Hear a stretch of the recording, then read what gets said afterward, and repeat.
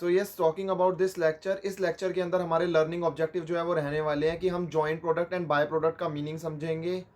हम ये सीखेंगे कि जॉइंट प्रोडक्ट के अंदर जो है वो जॉइंट प्रोडक्ट को कैसे जो है वो एलोकेट किया जाता है। डिफरेंट डिफरेंट मेथड्स होते हैं, उसके बेसिस पर जो है वो जॉइंट प्रोडक्ट की कॉस्ट को जो है वो क्या करा जाता है, एलोकेट जो है वो करा जाता है। वो हम जो है वो डिफरेंट डिफरेंट मेथड जो है वो सीखेंगे in case of joint product. देखो एक बात समझ के चलना, यहाँ पर जो है वो हम जो है वो एक तो हम क्या पढ़ रहे हैं, बाय प्रोडक्ट, एंड एक क्या हम पढ़ रहे हैं, जॉइंट प्रोडक्ट। तो बाय प्रोडक्ट जो है वो हम जब पढ़ेंगे तो वो बहुत ही ज़्यादा लेस टाइम कंज्यूमिंग होगा, लेकिन जब जॉइंट प्रोडक्ट पढ़ेंगे तो वो बहुत ज़्यादा टाइम कंज्यूमिंग होने वाला है, इन द टर्म्स ऑफ कि हम जो है वो इसके अंदर बहुत सारे मेथड्स पढ़ेंगे जिन मेथड्स के बेसिस पर जो है वो क्या करा जाता है, जॉइंट प्रोडक्ट की कॉस्ट को जो है वो एलोकेट किया जाता है। So are you guys excited about learning the joint product and by product? So what are you waiting for? Let's get started.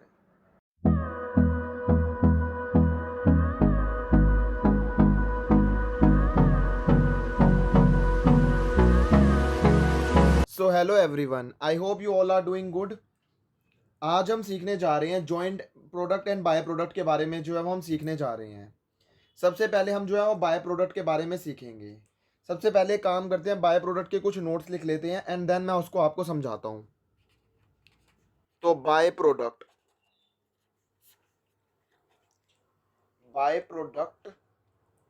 का मीनिंग क्या है? बाय प्रोडक्ट का मीनिंग क्या है? बाय प्रोडक्ट जो होते हैं वो प्रोडक्ट्स होते हैं। By products are the products of relatively, don't worry, मैं आपको अभी ये समझाऊंगा। पहले बस हम जो है जस्ट जो है वो नोट्स लिख रहे हैं थोड़ी देर, बस उसके बाद में जो है मैं आपको इसको ही एक्सप्लेन करने वाला हूँ। Don't worry about that. Which emerges incidentally in the course of manufacturing the product.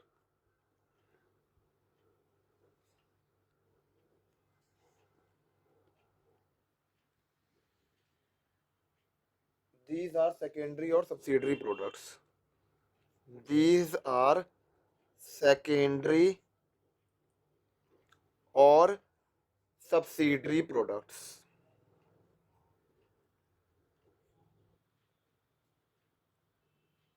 And इसके फीचर्स जो हैं वो क्या होते हैं? बाय प्रोडक्ट के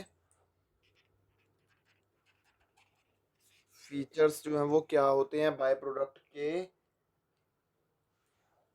by product are of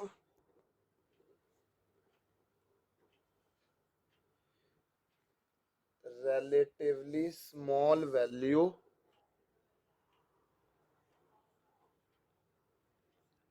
these emerge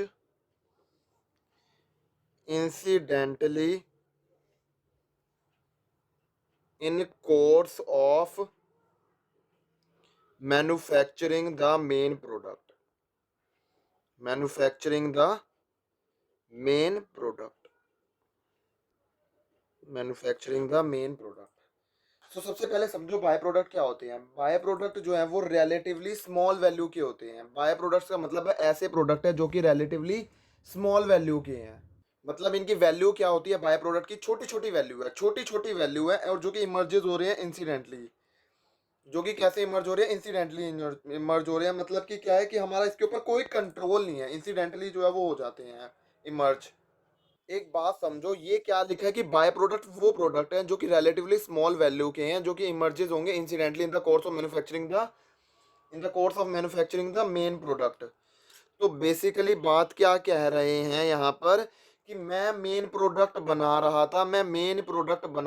था एंड बाय प्रोडक्ट जो है वो इंसिडेंटली जो है वो क्या हो गया, प्रोड्यूस हो गया। उसे क्या बोला जाता है? बाय प्रोडक्ट जो है वो बोला जाता है। और ये बहुत ही छोटी छोटी वैल्यूज के होते हैं।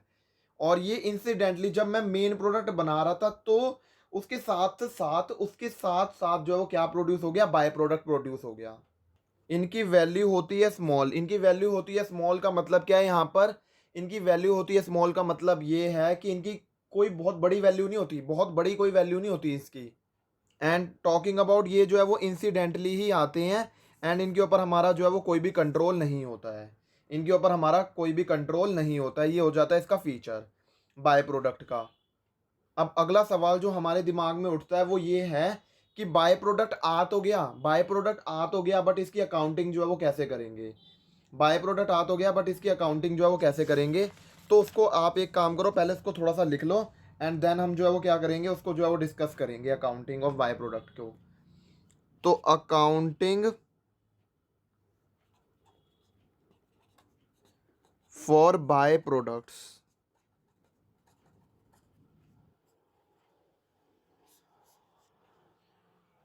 तो जब बाय प्रोडक्ट जो है वो स्मॉल टोटल वैल्यू के हैं तो क्या होगा, एंड जब बाय प्रोडक्ट जो है वो कंसीडरेबल टोटल वैल्यू के होंगे तो क्या होगा। तो एक बार पहले नोट्स लिख लेते हैं एंड देन जो है वो उसको डिस्कस करेंगे, जैसे अभी हमने जो है वो डिस्कस करा और समझा। Where by products are of small total value, तो उस केस में जो है वो क्रेडिटेड जो है वो क्रेडिट क्या होगा प्रॉफिट एंड लॉस अकाउंट में।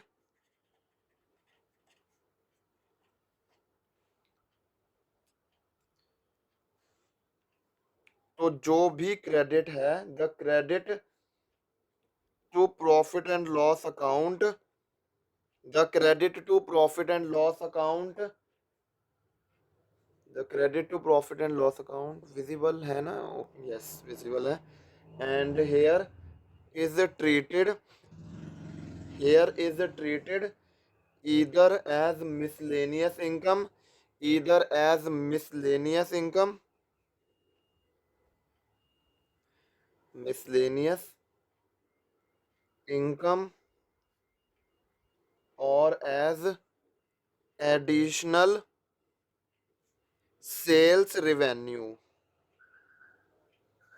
एंड अगर मैं बात करूं credit to the process account,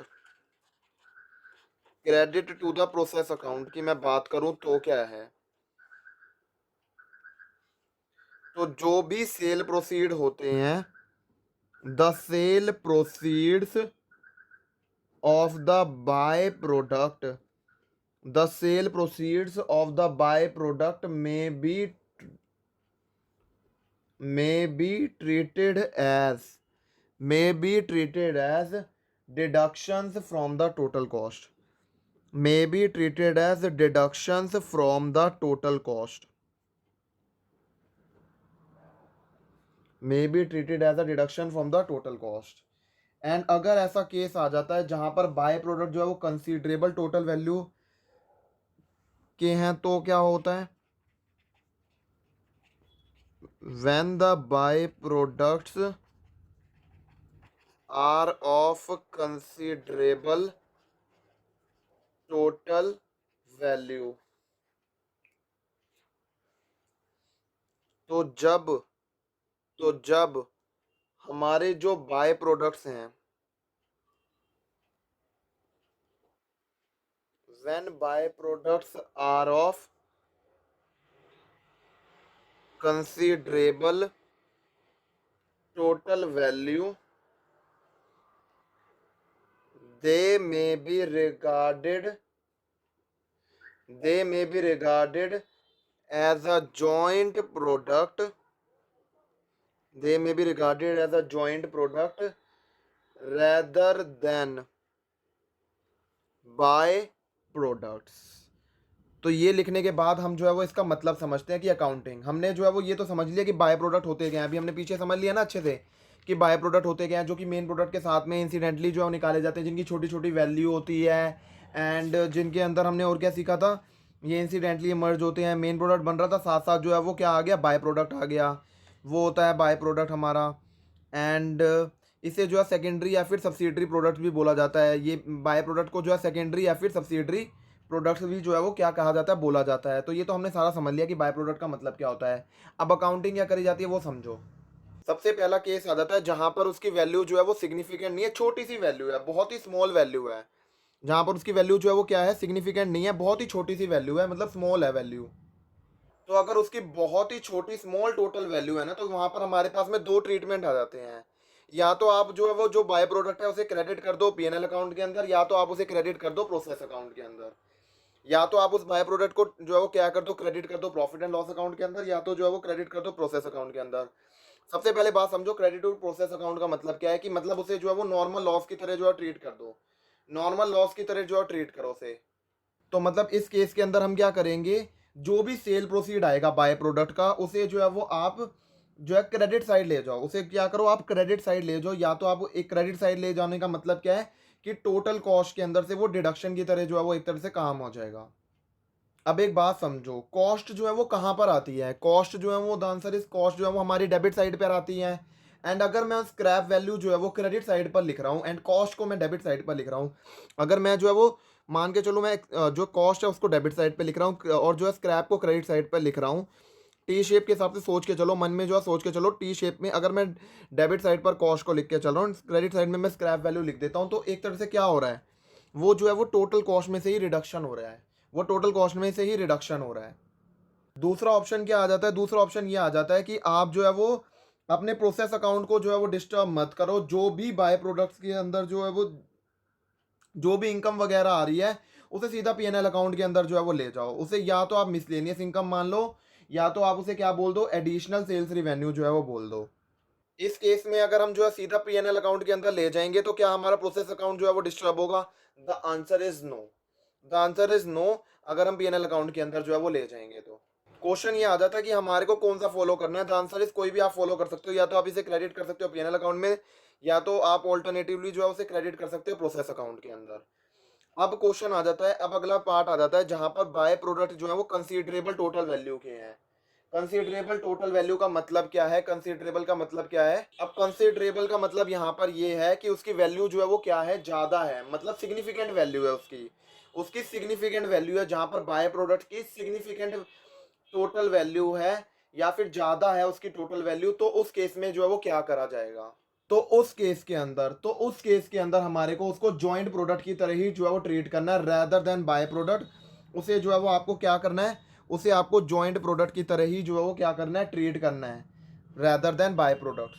कहने का मतलब क्या है कि उसे जो है वो जॉइंट प्रोडक्ट जो है वो मान लेना। अब जॉइंट प्रोडक्ट मान लेने का मतलब क्या है, उसे जैसे अभी मैं थोड़ी देर बाद आपको जॉइंट प्रोडक्ट समझाऊंगा, उसको आपको जॉइंट प्रोडक्ट मान लेना। अगर जो प्रोडक्ट है, जो भी बाय प्रोडक्ट है, जो भी बाय प्रोडक्ट आया मेन प्रोडक्ट के साथ निकल कर आया, अगर उसकी वैल्यू ज़्यादा है तो सिग्निफिकेंट, अगर उसकी टोटल वैल्यू है तो उस केस के अंदर आप उसे जॉइंट प्रोडक्ट मान लेना, जो कि अभी मैं आपको सिखाऊंगा, मतलब उसे आप बाय प्रोडक्ट मत मानना।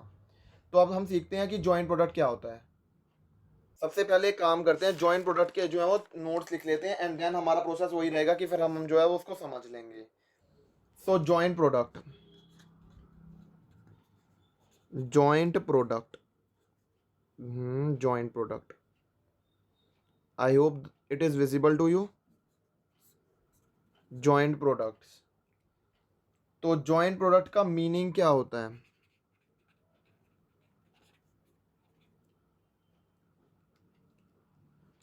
सो joint product represents two or more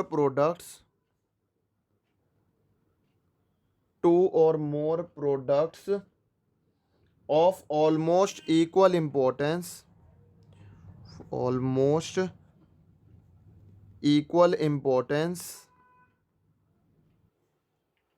which are produced which are produced in natural propositions in natural propositions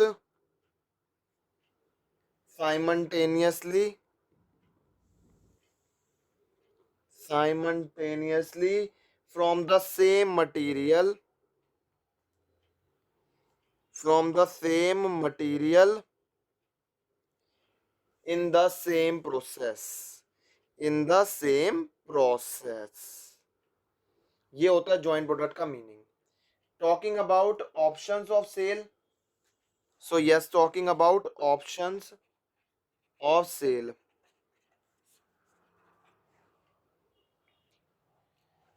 so these product may be saleable may be sellable without further processing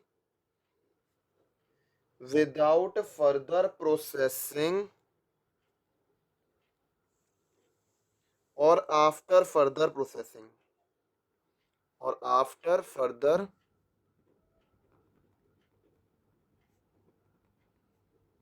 processing। Let's talk about कि इसके अंदर जो है वो अब हम features जो है वो एक बार लिख लेते हैं पहले, फिर समझेंगे। Features of joint product. Features of joint product. Joint product जो होते हैं वो ऑलमोस्ट इक्वल इंपॉर्टेंस के होते हैं। Joint products are of almost equal importance. Are of almost equal importance. In other words, no single of them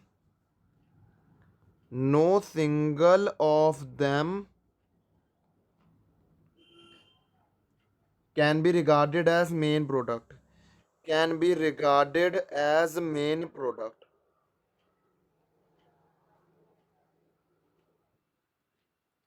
And these are produced in natural proportions. These are produced in natural propositions. In other words,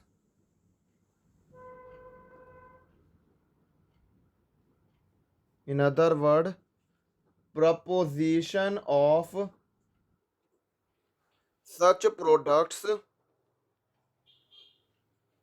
cannot be charged at the will of the management. And they are produced simultaneously. These are produced simultaneously from the same material. So yes, talking about joint product जो है वो क्या होता है। Joint product का मतलब है दो या दो से ज़्यादा प्रोडक्ट्स हैं एंड जिनकी जो है वो ऑलमोस्ट इक्वल इंपॉर्टेंस है। तो दो या दो से ज़्यादा प्रोडक्ट है जिनकी क्या है, ऑलमोस्ट इनकी जो है वो इक्वल इंपॉर्टेंस है। कहने का मतलब है आपने एक प्रोसेस लगाई, उसमें एक मटेरियल इनपुट किया, लेकिन उसके अंदर एक से ज़्यादा फिनिश प्रोडक्ट बनकर आ गए, उसे क्या बोला जाता है, जॉइंट प्रोडक्ट्स जो है वो बोला जाता है। अब आपके दिमाग में ये क्वेश्चन आ रहा होगा कि जो है वो बाय प्रोडक्ट के अंदर भी तो यही हो रहा था, बाय प्रोडक्ट के अंदर भी यही हो रहा था। द आंसर इज, आप एक बात समझो कि जो है वो बाय प्रोडक्ट के अंदर ये नहीं हो रहा था कि आप जो है वो ये सोचो कि जो है वो बाय प्रोडक्ट के अंदर भी यही हो रहा था। बाय प्रोडक्ट के अंदर जो ये वैल्यू आ रही थी ना, बहुत छोटी सी वैल्यू आ रही थी, बहुत छोटी सी वैल्यू जो है वो आ रही थी। मेन प्रोडक्ट के साथ में जो है वो क्या हो रहा था, जॉइंट प्रोडक्ट भी जो है वो बन रहा था, मतलब बाय प्रोडक्ट भी बन रहा था। बाय प्रोडक्ट के अंदर क्या हो रहा था, मेन प्रोडक्ट तो बन ही रहा था एंड इंसिडेंटली जो है वो क्या हो रहा था, बाय प्रोडक्ट भी बन रहा था। बट अगर मैं बात करूं जॉइंट प्रोडक्ट की यहाँ पर जॉइंट प्रोडक्ट के अंदर वो जो प्रोड्यूस हो रहा है उसकी जो है स्मॉल वैल्यू नहीं है, ऑलमोस्ट उसकी इक्वल इंपॉर्टेंस है। ऑलमोस्ट उसकी क्या है, इक्वल इंपॉर्टेंस है। कहने का मतलब ये है यहाँ पर छोटा बड़ा कोई कुछ नहीं है, यहाँ पर जो है वो बराबरी के हैं यहाँ पर, ऑलमोस्ट इक्वल इंपॉर्टेंस है। कहने का मतलब यहाँ पर ये है कि यहाँ पर हम किसी को जो है वो मेन और किसी को बाय नहीं कह सकते कि कोई मेन प्रोडक्ट है और कोई बाय प्रोडक्ट है। क्यों? क्योंकि मेन और बाय प्रोडक्ट तो हम तब कहते हैं ना जहाँ पर जो है वो क्या हो, एक की बहुत ज़्यादा वैल्यू और एक की बहुत स्मॉल वैल्यू है। लेकिन जॉइंट प्रोडक्ट के अंदर ऐसा नहीं होता। जॉइंट प्रोडक्ट के अंदर दो या दो से ज़्यादा प्रोडक्ट प्रोड्यूस तो हो रहे हैं, लेकिन जो है वो क्या वैल्यू है उनकी, इक्वल इंपॉर्टेंस के हैं, वो बराबरी के हैं, स्मॉल वैल्यू नहीं है उसमें। सिंस इनकी वैल्यू इक्वल है तो इसी रीजन की वजह से इसे क्या बोला जाता है, जॉइंट प्रोडक्ट जो है वो बोला जाता है। सिंस इसी रीजन की वजह से जॉइंट प्रोडक्ट बोला जाता है। अब इसी चीज को ना एक डायग्राम के थ्रू जो है वो समझो। इसी चीज को क्या करो, आप एक डायग्राम के थ्रू समझो। मान लो हमने रॉ मटेरियल जो है वो क्या करा, रॉ मटेरियल था, हमने रॉ मटेरियल जो है वो प्रोसेस करा, हमने रॉ मटेरियल को प्रोसेस में डाला एंड यहाँ पर हमारे तीन प्रोडक्ट आ गए, एक्स वाई और जेड। अब हमारे पास में या जो है वो एक ऑप्शन होता है कि हम या तो इसी को ना, जो भी प्रोडक्ट्स आए इसको यहीं पर जो है वो सेल कर दें, कहने का मतलब क्या है, हमारे पास में एक ऑप्शन होता है कि हम जो है वो इसे सेल कर दें विदाउट प्रोसेसिंग। सेल कर दें इसे विदाउट प्रोसेसिंग, एक ऑप्शन हमारे पास में ये होता है। तो एक ऑप्शन हमारे पास में क्या होता है, हम इसे सेल कर दें विदाउट प्रोसेसिंग, हम जो है वो उसे सेल कर दें। या दूसरा कि क्या है, अब हमारे को पता चल गया ये अलग अलग आइडेंटिफाई हो गए हैं कि एक एक्स है, एक वाई है और एक जेड है। क्या ये अलग अलग आइडेंटिफाई हो गए हैं? द आंसर इज यस, ये अलग अलग आइडेंटिफाई हो चुके हैं। अब कहने का मतलब ये है कि ये अलग अलग जो है वो आइडेंटिफाई हो गए हैं, तो इनको अलग अलग प्रोसेस करो। इनको क्या करो? अलग अलग प्रोसेस करो, इनको अलग अलग प्रोसेस करो। सिंस एक बार हम प्रोसेसिंग कर चुके हैं, यहाँ पर एक बार हमने प्रोसेसिंग कर दी थी तो हमारे ये प्रोडक्ट्स निकले थे। अब हम जो है वो दोबारा प्रोसेसिंग कर रहे हैं तो उसे क्या बोला जाता है? फर्दर प्रोसेसिंग जो है वो बोला जाता है। क्या बोला जाता है? टेक्निकल वर्ड क्या है? फर्दर प्रोसेसिंग जो है वो बोला जाता है कि उसकी दोबारा प्रोसेसिंग हो रही है। इसके बाद में क्या होगा, यहाँ पर जो है वो बन जाएगा, फर्दर प्रोसेसिंग के बाद में भी जो है वो ये क्या हो जाएंगे? बन जाएंगे। एंड यहाँ पर हमारे पास में ऑप्शन होता है कि यहाँ पर भी जो है वो हम सेल कर सकते हैं। तो ऑप्शन नंबर 1 है कि हम जो है सेल कर दें विदाउट उसे फर्दर प्रोसेस करें, बिना जो है सेल कर दें। या तो जो है वो हमारे पास में ऑप्शन होता है ये वाला, ऑप्शन नंबर 2, कि हम उसे सेल कर रहे हैं आफ्टर प्रोसेसिंग। आफ्टर प्रोसेसिंग जो है वो हम उसको क्या कर रहे हैं? सेल कर रहे हैं। तो जॉइंट प्रोडक्ट, ये जो प्रोडक्ट होते हैं may be saleable without further processing और आफ्टर फर्दर प्रोसेसिंग करने के बाद में बेचना। एंड अगर इनके फीचर्स की बात करें तो ये इनकी इंपॉर्टेंस जो है वो ऑलमोस्ट इक्वल इनकी इंपॉर्टेंस होती है। एंड इनका हम प्रोपोजिशन जो है वो चेंज नहीं कर सकते। ये जो है वो प्रोड्यूस होते हैं नेचुरल प्रोपोजिशंस वगैरह में। क्या हम इनका प्रोपोजिशंस वगैरह जो है वो चेंज कर सकते हैं? The answer is no. ये नेचुरल प्रोपोजिशन में ही जो है वो प्रोड्यूस हुए हैं, इनका हम जो है वो प्रोपोजिशन जो है वो चेंज नहीं कर सकते हैं। कहने का मतलब क्या है कि हम ऐसा जो है वो नहीं कर सकते कि ए जो है मतलब एक्स जो है वो ज़्यादा आ जाए, वाई थोड़ा कम आ जाए। The answer is no. हम इनके अंदर जो है वो नेचुरल मतलब नेचुरल प्रोपोजिशन जो भी आ रहे हैं जैसे वो हो रहे हैं, हम इनके नेचुरल प्रोपोजिशन को चेंज नहीं कर सकते हैं। वो फीचर होंगे तभी उसको बोला जाएगा जॉइंट प्रोडक्ट। अगर हम उनके अगर ये नेचुरल प्रोपोजिशन में प्रोड्यूस हो रहे हैं, मतलब हम इनके जो है नेचुरल प्रोपोजिशन को चेंज नहीं कर सकते हैं तब। एंड बात करूं तो ये प्रोड्यूस होंगे साइमल्टेनियसली, सेम मटेरियल से साइमल्टेनियसली जो है प्रोड्यूस होंगे, एक साथ ही जो है वो प्रोड्यूस होंगे। And they are produce simultaneously same process के अंदर। तो ये एक और लाइन जो है वो आप यहाँ पे लिख लो कि ये जो है वो प्रोड्यूस्ड होते हैं साइमल्टेनियसली जो है वो सेम प्रोसेस के अंदर, in same process. These are produce simultaneously in the same process. तो ये साइमल्टेनियसली एक साथ जो है वो सेम मटेरियल से प्रोड्यूस होंगे एंड ये जो है प्रोड्यूस होंगे साइमल्टेनियसली सेम प्रोसेस के अंदर। अब इसके जो है वो जॉइंट प्रोडक्ट के जो है वो एग्जांपल्स जो है वो क्या होते हैं, वो जो है वो समझ लो और लिख लो पहले तो सबसे पहले कि एग्जांपल जो है वो क्या आ जाते हैं जॉइंट प्रोडक्ट के। जैसे अगर मैं बात करूं, ऑयल रिफाइनिंग इंडस्ट्री है, ऑयल रिफाइनिंग इंडस्ट्री, गैसोलीन है, petrol, diesel, para paraffin wax, coal tar, kerosene etcetera. ये सारे के सारे इनको क्या कहा जाता है? जॉइंट प्रोडक्ट जो है वो बोला जाता है। कहने का मतलब यहाँ पर क्या है कि जो भी कोई भी अगर मान लो कोई भी ऑयल रिफाइनिंग इंडस्ट्री होती है, जैसे सपोजिंगली ये क्या है, ये ऑयल रिफाइनिंग इंडस्ट्री है। ऑयल रिफाइनिंग इंडस्ट्री के अंदर क्या क्या निकल जाता है? Gasoline, petrol, diesel, paraffin wax भी निकलता है। देन मैं बात करूं तो कोल तार निकल जाता है। देन मैं बात करूं तो कैरोसिन। ये सारे के सारे निकलते हैं एंड इसके अंदर इन सभी की वैल्यू जो है वो क्या होती है? ऑलमोस्ट इक्वल वैल्यू जो है वो होती है। इसके अंदर ऐसा नहीं होता कि जो है वो किसी की वैल्यू ज़्यादा और किसी की कम है। और ये सेम प्रोसेस से निकल रहे हैं एंड सेम मटेरियल से निकल रहे हैं एंड एक साथ प्रोड्यूस होते हैं, साइमल्टेनियसली जो है वो प्रोडक्शन होता है। और ये सारे के सारे जो भी प्रोडक्ट निकल रहे हैं इन्हें क्या बोला जाता है? जॉइंट प्रोडक्ट बोला जाता है। ऑयल रिफाइनिंग इंडस्ट्री के अंदर ये जो सारे के सारे प्रोडक्ट्स निकल रहे हैं इन्हें क्या बोला जाता है? जॉइंट प्रोडक्ट भी बोला जाता है। अब एक बात समझो, यहाँ पर हमने रॉ मटेरियल को प्रोसेस करा, जो है वो एक्स वाई जेड के अंदर प्रोसेस करा। अब हमने यहाँ पर कहा था ना कि यहाँ पर वो स्प्लिट वगैरह वो जो है वो क्या हो गए हैं, वो जो है वो प्रोसेस हो गए हैं और यहाँ पर ये बन गए हैं। तो यहाँ पर हमारे पास में ऑप्शन होता है कि हम इसे यहाँ पर सेल कर सकते हैं। तो इसको क्या बोला जाता है यहाँ पर, जिसे हम यहाँ जिस पॉइंट पर हम उसे सेल कर सकते हैं, स्प्लिट ऑफ पॉइंट भी जो है वो बोलते हैं, स्प्लिट ऑफ पॉइंट भी जो है वो हम इसे बोलते हैं। तो ये हो गया हमारे पास में स्प्लिट ऑफ पॉइंट। एंड ये जो यहाँ पर अगर बेचा जा रहा है तो क्या बोला जाएगा उसे, sale after the split of point. अगर मैं बात करूं कि स्प्लिट ऑफ पॉइंट क्या है, तो स्प्लिट ऑफ पॉइंट को जो है वो सेपरेशन पॉइंट भी बोला जा सकता है। स्प्लिट ऑफ पॉइंट को जो है वो, स्प्लिट ऑफ पॉइंट को जो है वो सेपरेशन पॉइंट भी बोला जाता है, सेपरेशन पॉइंट भी बोला जाता है। तो हम जो है वो लिख लेते हैं कि स्प्लिट ऑफ पॉइंट का मीनिंग क्या होता है। हमने मतलब तो समझ लिया, अब हम इसका मीनिंग लिख लेते हैं। तो लिखो स्प्लिट ऑफ पॉइंट का मीनिंग। स्प्लिट ऑफ पॉइंट का क्या मीनिंग होता है, meaning of split of point, meaning of split of point. Split of point या फिर जो है वो क्या बोलते हैं उसे, सेपरेशन पॉइंट भी बोलते हैं। स्प्लिट ऑफ पॉइंट और सेपरेशन पॉइंट, और separation point refers to that stage, refers to that stage in the manufacturing process, in the manufacturing process at which products get separated, products get separated and become separately identifiable, and become separately identifiable। And अगर मैं बात करूं यहाँ पर primary issue जो है वो क्या रहता है,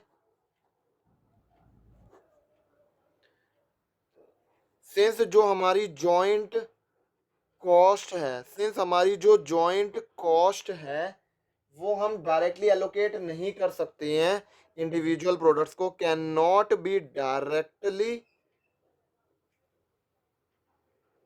allocated to individual product produce, to individual products produced, there arises a problem, there arises a problem of apportionment of joint cost, of apportionment of joint cost among the various product produced, among the various products produced। सो अगर बात करी जाए कि यहाँ पर process के अंदर जो है वो कौन कौन सी कॉस्ट जो है वो हो रही है, यहाँ पर प्रोसेस के अंदर एक तो हमारी रॉ मटेरियल की कॉस्ट, एक तो हमारी रॉ मटेरियल की कॉस्ट लग रही है, प्लस में हमारे कौन से चार्जेस लग रहे हैं, प्रोसेसिंग चार्जेस, प्लस में हमारे कौन से चार्जेस लग रहे हैं, प्रोसेसिंग चार्जेस लग रहे हैं, प्लस में हमारे क्या लग रहे हैं, प्रोसेसिंग चार्जेस। एक बात आप अच्छे से समझ के चलना, जब हमारे ये दोनों खर्चे हुए थे तब क्या प्रोडक्ट अलग अलग थे, द आंसर इज नो, तब ये प्रोडक्ट अलग अलग नहीं हुए थे, क्योंकि अभी हमने प्रोसेस कर रहे हैं तो हमने दो कॉस्ट लगाई, एक तो रॉ मटेरियल की कॉस्ट और एक प्रोसेसिंग चार्जेस। तो जब हम ये खर्चा कर रहे हैं तो यहाँ पर अभी प्रोडक्ट जो है वो अलग अलग बटे नहीं हैं। सिंस देखा जाए तो यहाँ से यहाँ तक तो जो है वो क्या है कि वो एक ही मटेरियल है, इसके बाद जाकर वो अलग हुए हैं, इसके बाद जाकर वो अलग हुए हैं, है ना। द आंसर इज यस, इसके बाद जाकर वो अलग हुए हैं। सिंस जैसे ही ये अलग हुए, सिंस जैसे ही ये अलग हुए, सिंस वी नो डैट हर प्रोडक्ट जो है वो मार्केट के अंदर अलग अलग बिक रहा है, हर प्रोडक्ट जो है वो मार्केट के अंदर क्या हो रहा है, अलग अलग बिक रहा है। हमारा ऑब्जेक्टिव क्या है कि हम हर प्रोडक्ट की जो है वो प्रॉफिटेबिलिटी भी देखना चाहते हैं, हम हर प्रोडक्ट की प्रॉफिटेबिलिटी जानने में भी इंटरेस्टेड है। अब इंपॉर्टेंट क्वेश्चन आ जाता है कि हम कैसे निकाल सकते हैं, मतलब उस प्रोडक्ट की प्रॉफिटेबिलिटी कैसे निकाल सकते हैं, अगर हम उसमें से कॉस्ट को माइनस करें, कॉस्ट को माइनस करके ही हमारी पास प्रॉफिटेबिलिटी आती है।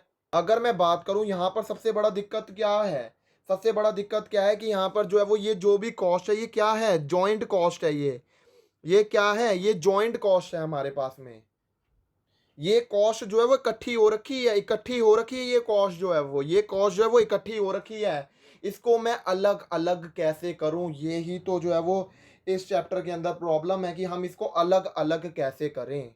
तो हमारा सबसे बड़ा क्वेश्चन अराइज ही ये हो जाता है कि जॉइंट प्रोडक्ट को अलग अलग प्रोडक्ट के अंदर कैसे बांटें हम जॉइंट प्रोडक्ट को अलग अलग प्रोडक्ट के अंदर। अब सिंस मैं बात करूं ना कि कैसे हम इस जॉइंट प्रोडक्ट को अलग अलग प्रोडक्ट के अंदर जो है वो बांटेंगे, इसके बहुत सारे मेथड्स हैं। एंड हर मेथड के अंदर जैसे फिजिकल यूनिट मेथड है, एवरेज कॉस्ट मेथड है, ऐसे बहुत सारे मेथड जो है वो अभी हम पढ़ेंगे। हर के अंदर अलग अलग जो है फॉर्मूलेज वगैरह हैं, वो हम जो है वो सबको सीखते हुए चलेंगे। ठीक है। तो सबसे पहले हमारे पास में क्या आ जाता है, फिजिकल यूनिट मेथड आ जाता है हमारे पास में। सबसे पहले क्या आ जाता है हमारे पास में, फिजिकल यूनिट मेथड। फर्स्ट हमारे पास में क्या आ जाता है, फिजिकल यूनिट मेथड। अब फिजिकल यूनिट मेथड जो है वो क्या कहता है, फिजिकल यूनिट मेथड जो है वो ये कहता है, सिंपल सी बात है, हमारे को किसको बांटना है, जॉइंट प्रोडक्ट को। हमें किसको बांटना है, जॉइंट प्रोडक्ट को बांटना है। किसके बेसिस पर जो है वो जॉइंट प्रोडक्ट को जो है वो बांट दो, किसके बेसिस पर जो है वो जॉइंट प्रोडक्ट को बांट दो, किसके बेसिस पर बांट दो, फिजिकल यूनिट्स के बेसिस पर बांट दो। कहने का मतलब है कि कितनी यूनिट जो है वो बनी है, यहाँ पर हमारे एग्जांपल में एक्स वाई और जेड बनी थी। अब एक्स की जितनी फिजिकल यूनिट है, वाई की जितनी फिजिकल यूनिट है और जेड की जितनी फिजिकल यूनिट्स हैं, उसके रेशियो में जो है वो जॉइंट प्रोडक्ट की कॉस्ट को जो है वो, जॉइंट प्रोडक्ट कॉस्ट को जो है वो क्या कर दो, बांट दो, अपोर्शन कर दो, जो है वो जो भी फिजिकल यूनिट्स हैं उसके बेसिस पर जो है वो उसको क्या कर दो, बांट दो। कहने का मतलब क्या है, कहने का मतलब ये है कि जिसकी यूनिट्स ज़्यादा होंगी, यूनिट्स जिसकी ज़्यादा होंगी, कॉस्ट उसको ज़्यादा एलोकेट होगी, ज़्यादा एलोकेट होगी। ठीक है, ये क्या है, एलोकेशन हम कर रहे हैं, जॉइंट प्रोडक्ट की कॉस्ट का हम क्या कर रहे हैं, एलोकेशन कर रहे हैं on the basis of physical units. जिस यूनिट की जो है वो, जहाँ पर जो है वो यूनिट्स ज़्यादा होंगी, मतलब मोर यूनिट्स हैं, तो वहाँ पर कॉस्ट भी ज़्यादा एलोकेट होगी। एंड जहाँ यूनिट्स हमारी कम होंगी, वहाँ पर हमारी कॉस्ट जो है वो क्या होगी, कम एलोकेट होगी। ऑब्वियस सा रीज़न है, क्योंकि अगर हम उसका ये प्रपोर्शन ले रहे हैं तो जहाँ पर यूनिट ज़्यादा होंगी वहाँ पर कॉस्ट ज़्यादा एलोकेट हो जाएगी।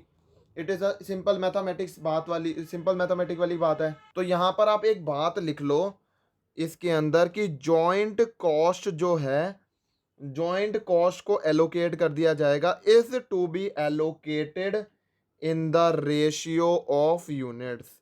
तो in the ratio of units हम जो है वो जॉइंट कॉस्ट को क्या कर देंगे, एलोकेट कर देंगे। I hope this much is very clear to you. हम जो है वो एक काम करते हैं, एक एग्जाम्पल भी जो है वो लिख लेते हैं। मान लो हमारी जॉइंट कॉस्ट कितनी है, जॉइंट कॉस्ट है मान लो 10,000। एंड प्रोडक्ट जो है वो ए, और sorry product X, product Y और प्रोडक्ट जेड जो है वो कितनी यूनिट जो है वो बन रही है, प्रोडक्ट एक्स, प्रोडक्ट वाई और प्रोडक्ट जेड की 600, 300 एंड 100 यूनिट्स जो है वो बन रही हैं। तो इस जॉइंट कॉस्ट को, ये क्या है, यूनिट्स हैं, इस जॉइंट कॉस्ट को जो है वो इस यूनिट्स के प्रपोर्शन में एलोकेट करा जाए, तो कैसे कितनी कितनी जो है वो कॉस्ट जो है वो एलोकेट होगी ए, बी और सी के अंदर।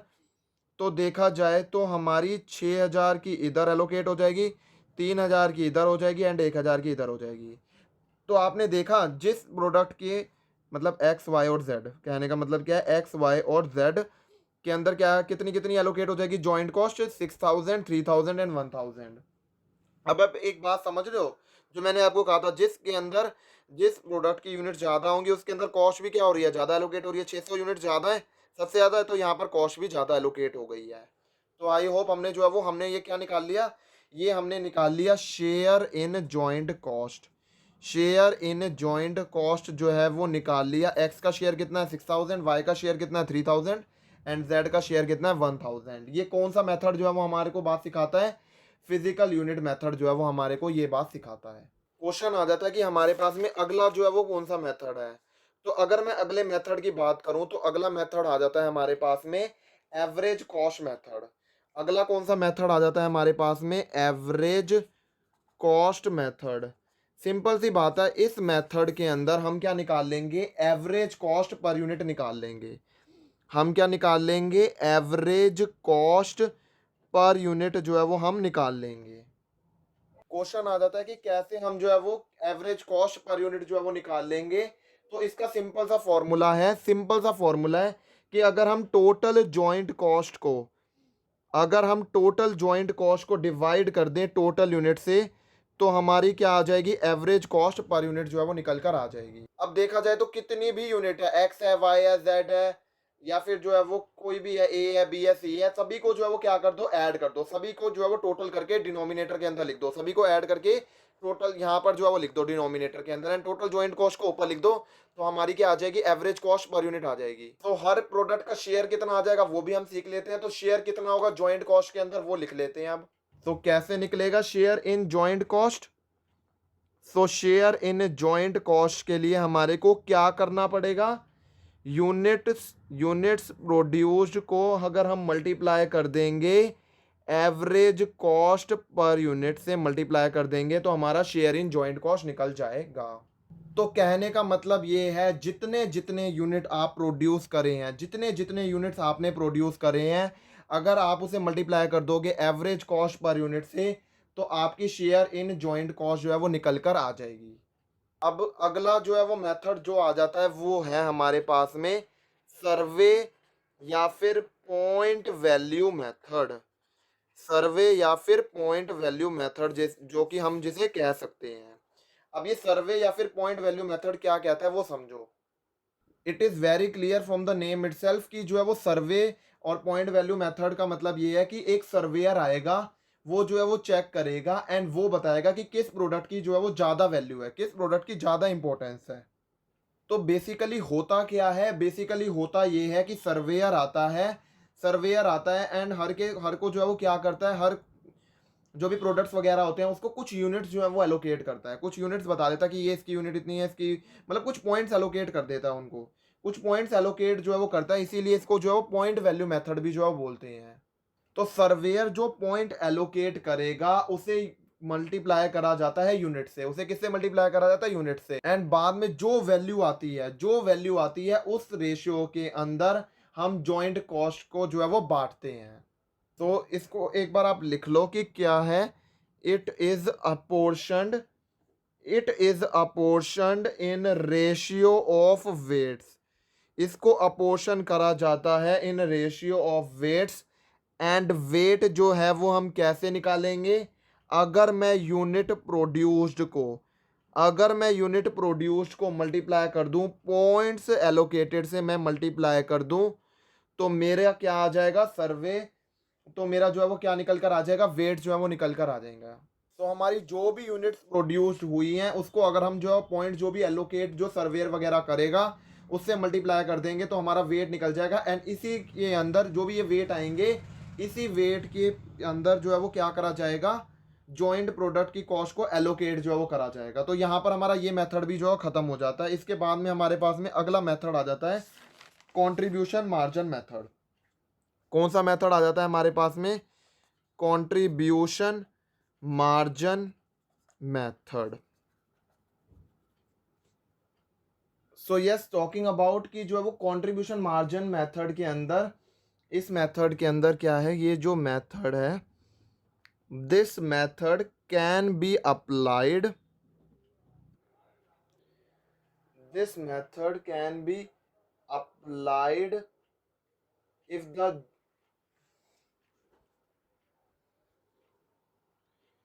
if the joint cost is given as divided into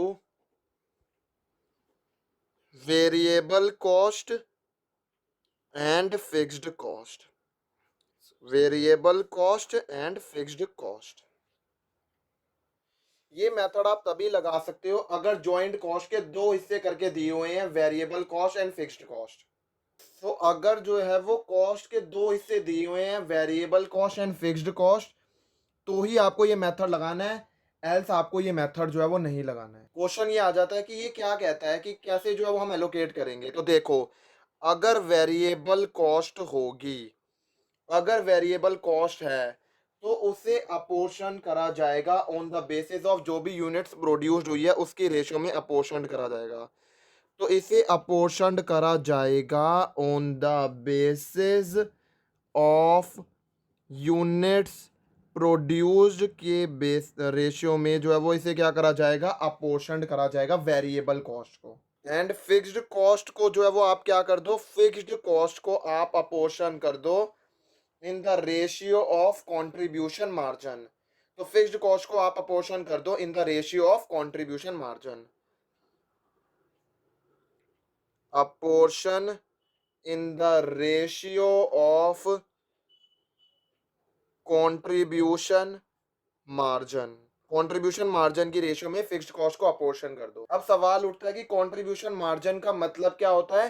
contribution margin का मतलब होता है सेल्स माइनस वेरिएबल कॉस्ट की रेशियो में फिक्स्ड कॉस्ट को क्या कर दो सर, अपोर्शन कर दो। सर इस चीज को इसमें अपोर्शन कर दो।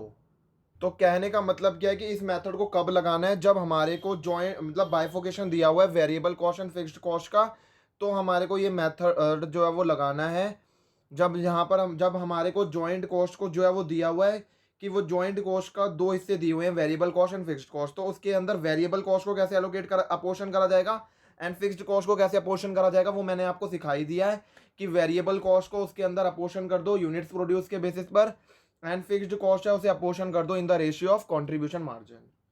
देन हमारे पास में अगला मेथड आ जाता है market value at separation point method. तो अगला मेथड जो है वो हम सीखते हैं market value at separation point method. Market value at separation point method. अब ये मेथड जो है वो क्या कहता है समझने की कोशिश करना। तो समझो ये मेथड जो है वो क्या कहता है कि जॉइंट कॉस्ट को अपोर्शन कर दो इन द रेशियो ऑफ जो भी सेल वैल्यू होगी सेपरेशन पॉइंट पर उसकी रेशियो में जॉइंट कॉस्ट को अपोर्शन कर दो। So apportion the joint cost in ratio of sales value at separation point. Sales value at separation point. इसे जो है वो हम एक एग्जांपल के थ्रू जो है वो समझ के चलते हैं। मान लो 4 प्रोडक्ट्स हैं X Y Z, X Y Z and आप एक मान के चल लो एक प्रोडक्ट है ए। ठीक है, इसके अंदर आप यूनिट्स जो है वो मान के चलो यूनिट्स हैं एक्स की 10,000 एंड अगर मैं बात करूं बी की कितनी यूनिट्स हैं तो 20,000, जेड की कितनी यूनिट है 30,000 एंड ए की कितनी यूनिट है अगेन 40,000 है। ठीक है 1 लाख बन ही रहा है ना, ठीक है। एंड जॉइंट कॉस्ट जो है वो दे रखी है, मान लो जॉइंट कॉस्ट जो है वो दे रखी है 1 लाख रुपीस की जॉइंट कॉस्ट दे रखी है। एंड सेल प्राइस जो है स्प्लिट ऑफ पॉइंट पर कितना सेल प्राइस दे रखा है 40, 30, 20 और 10, इतना जो है वो सेल प्राइस दे रखा है। कई बच्चे जो है वो क्या करते हैं जल्दबाजी में क्या करने की कोशिश करते हैं, इस जॉइंट कॉस्ट को सेलिंग प्राइस जो भी स्प्लिट ऑफ पॉइंट है इसके अंदर बांटने की कोशिश करते हैं, विच इज एब्सोल्युटली रॉन्ग। क्योंकि यहाँ पर जो है वो सेल सेल प्राइस लिखा है या सेल वैल्यू लिखा है, सेल वैल्यू लिखा है। एंड सेल वैल्यू आपको भी पता है कि सेल वैल्यू कैसे निकाली जाती है, सेलिंग प्राइस को जब हम यूनिट से मल्टीप्लाई कर देते हैं तो निकाली जाती है, तो निकलती है। सबसे पहले समझो कि sale price at split of point का मतलब क्या है कि अगर हम इसे जो है वो आगे प्रोसेस नहीं करते एंड अगर हम इसे स्प्लिट ऑफ पॉइंट पर ही बेच देते तो उसकी सेलिंग प्राइस क्या है, ये है दे रखी है क्वेश्चन ने। सो हम क्या करेंगे इसकी सेल वैल्यू जो है वो निकाल लेंगे यूनिट्स को selling price at split of point से मल्टीप्लाई करके। तो सेल्स वैल्यू जो है वो निकाल लेते हैं, यहाँ पर हो जाएगी 10,000 इंटू 40 4 लाख, 20,000 इंटू में 30 6 लाख, 30,000 इंटू में 20 6 लाख एंड मैं बात करूं 40,000 इंटू 10 तो आ जाता है हमारे पास में 4 लाख। तो आ जाता है हमारे पास में 4 लाख। तो हमारी सेल्स वैल्यू आ गई। तो ये जो हमारा आई सेल वैल्यू 4 लाख 6 लाख 6 लाख 4 लाख, इस रेशियो के अंदर हमें ये जो 1 लाख की जॉइंट कॉस्ट है उसको क्या करना पड़ेगा, बांटना पड़ेगा। तो हमारी क्या आ जाएगी, शेयर इन जॉइंट कॉस्ट जो है वो निकल कर आ जाएगी। तो वो आप कैसे निकाल सकते हो, अगर आप जो है वो 1 लाख को मल्टीप्लाई कर दोगे इंटू में 4 लाख डिवाइडेड बाई इसका टोटल कितना होगा 6 और 6 12, 12 4 16, 16 4 20। ठीक है, तो 1 लाख को अगर आप 4 लाख से मल्टीप्लाई कर दोगे डिवाइडेड बाय 20 लाख जो है वो कर दोगे तो ऐसा करके जो है वो आपका आ जाएगा पहले का तो मैं निकाल देता हूँ, 20,000 आ गया। देखो 1 लाख इंटू में 4 लाख डिवाइड बाय 20 लाख, तो 4 5 20 एंड 5 तो 20,000 आ जाएगा। ऐसे ही आप जो है वो आगे का जो है वो निकाल सकते हो। तो हमारा इससे जो है वो क्या निकल के आ जाएगी, शेयर इन जॉइंट कॉस्ट निकल कर आ जाएगी। इसके बाद में अगला मेथड आ जाता है हमारे पास में market value after separation point. अभी हमने क्या पढ़ा, market value at separation point. अब मार्केट वैल्यू हम क्या पढ़ेंगे, आफ्टर सेपरेशन पॉइंट। देखो जब हमने ये वाला एट सेपरेशन पॉइंट हमने पढ़ा है, तो हमने ये विदाउट फर्दर प्रोसेसिंग के हिसाब से जो है देखा कि हम अगर मार्केट वैल्यू जो है वो, अगर हम उसे फर्दर प्रोसेस नहीं करते हैं, लेकिन अगर हम जो है वो फर्दर प्रोसेस करते हैं एंड अगर हम तब जो है वो जॉइंट कॉस्ट को एलोकेट कौन से रेशो में करेंगे, जो भी मार्केट वैल्यू है आफ्टर सेपरेशन पॉइंट के अंदर, तो उसके हिसाब से एलोकेट करेंगे। तो हम जो है वो ये सीखते हैं market value after separation point. Wait a second, these are my earlier rough pages. So market value after separation point method, after separation point method. तो बेसिकली क्या कर रहे हैं हम, अपोर्शन जो है वो कर रहे हैं जॉइंट कॉस्ट को in the ratio of sales value after separation, in the ratio of the sale value after separation point. अब हम इसे क्या करते हैं, एक एग्जांपल के थ्रू जो है वो समझते हैं। Let us take an example. अब एग्जांपल जो है वो लेके चलो कि हमारे पास में प्रोडक्ट्स क्या हैं, वही X Y Z and A, and units जो हैं वो, यूनिट्स क्या हम अज्यूम करके चलते हैं, वही यूनिट्स जो हैं वो अज्यूम कर लेते हैं 10,000, 20,000, 30,000 एंड 40,000। अब क्या हम लेंगे कि अगर हमारा सेलिंग प्राइस क्या होगा, अगर हम इसे फर्दर प्रोसेसिंग के बाद में बेचते हैं, तो सेलिंग प्राइस क्या है, 70, 65, 40 एंड 20। सेलिंग अगर मैं जो है वो फर्दर प्रोसेसिंग करता हूँ, अगर उसके बाद में बेचता हूँ, तो मेरा सेलिंग प्राइस जो क्या होता है, 70, 65, 40 और 20 है। अब मान के चलो हमारी जॉइंट कॉस्ट वही 1 लाख रुपीज है, एंड क्वेश्चन कह रहा है कि करके बताओ कि कैसे हम जो है वो करेंगे। तो सबसे पहला हमारा स्टेप क्या रहने वाला है, सेल्स वैल्यू जो है वो निकाल लो। सेल्स वैल्यू आप कैसे निकालोगे, यूनिट को सेलिंग प्राइस से मल्टीप्लाई करके।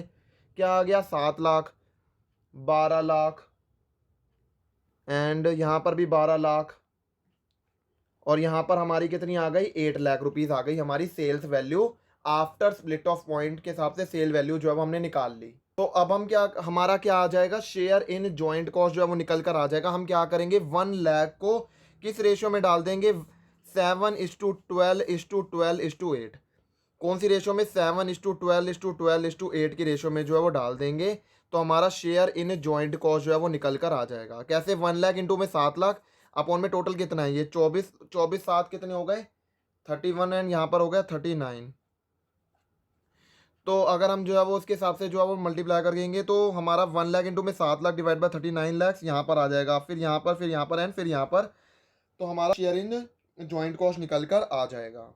नाउ अगला मेथड हमारे पास में क्या आ जाता है, नेट रियलाइजेबल वैल्यू मेथड जो है वो आ जाता है, जिसे एनआरवी भी बोला जाता है, एनआरवी मेथड भी बोला जाता है, नेट